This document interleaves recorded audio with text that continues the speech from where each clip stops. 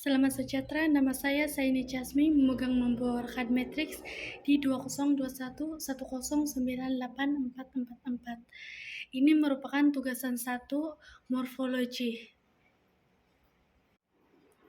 Morfologi ialah bidang ilmu bahasa yang mengkaji struktur kata, bentuk kata, dan penggolongan kata. Struktur kata merujuk kepada susunan bentuk bunyi bahasa atau lambang dalam tulisan yang menjadi unit bahasa yang bermakna. Bahasa mempunyai 3 sistem yang utama, yaitu fonologi, tata bahasa, dan semantik. Menurut Nick Safia Karim pada tahun 1997 dalam bukunya Tata Bahasa Dewan mendefinisikan morfologi sebagai satu bidang yang mengkaji struktur, bentuk, dan penggolongan kata. Dengan struktur kata dimaksudkan sebagai susunan bentuk bunyi ucaran atau lambang tulisan yang menjadi unit bahasa yang bermakna. Bentuk kata pula ialah rupa unit tata bahasa sama ada berbentuk tunggal atau hasil daripada proses pengimbuhan, pemazmukan, dan penggandaan. Penggolongan kata ialah proses menjeniskan perkataan berdasarkan keserupaan bentuk atau fungsi dengan anggota. Berikut merupakan analisis proses pembentukan kata bagi 5 perkataan baharu bahasa Melayu. Perkataan yang pertama ialah ikhtisar, merujuk kepada analisis perkataan tersebut daripada sudut penggolongan kata ialah ikhtisar merupakan golongan kata nama am tak hidup bukan institusi abstrak berbilang. Kata nama am tak hidup bukan institusi abstrak berbilang yang merujuk kepada benda atau perkara yang bukan jenis hidup, bukan institusi abstrak sifatnya, tetapi ia boleh dibilang yakni dapat disertai oleh kata bilangan. Ikhtisar ini dibentuk sebagai kata tunggal tanpa melakukan sebarang proses tertentu. Ia merupakan kata tunggal 3 suku kata, yaitu vokal konsonan tambah dengan vokal konsonan tambah dengan konsonan vokal konsonan. Menurut Kamus Dewan Bahasa dan Pustaka, ikhtisar bermaksud atau bermakna pendapat yang ringkas mengenai sesuatu topik.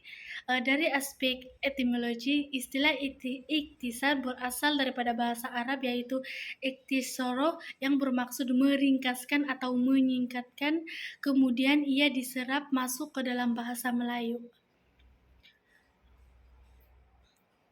Dari sudut penggunaan dalam konteks sebenar, perkataan ikhtisar boleh digunakan dalam ayat bombastik supaya ayat kelihatan lebih menarik. Sebagai contoh ayat yang diambil daripada korpus digital ialah, walaupun Melaka adalah yang paling penting dalam konteks ini, namun ikhtisar undang-undang yang berbau Islam tidak mampu meresap masuk.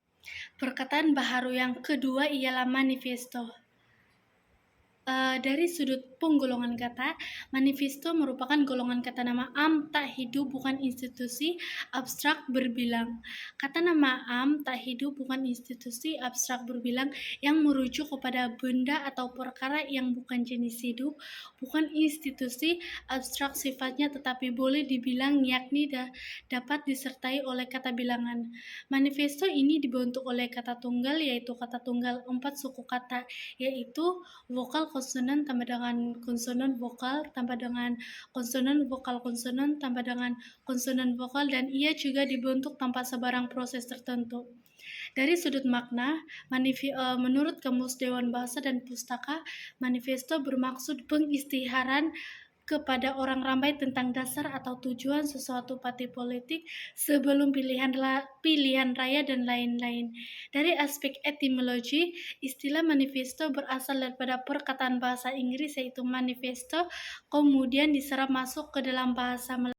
Dari sudut penggunaan dalam konteks sebenar, perkataan manifesto merupakan bahasa pinjaman bahasa Inggris selepas dilakukan usaha mencari bahasa yang paling dekat dengan budaya di negara Malaysia. Sebagai contoh, ayat yang diambil daripada korpus digital ialah pengerusinya Datuk Mustafa Mohamed berkata, kerajaan PAS Kelantan yang mentadbir negeri sepatutnya membincangkan sejarah belanjawan negeri 2003 yang dibentangkan serta cara mana memenuhi manifesto pilihan raya mereka.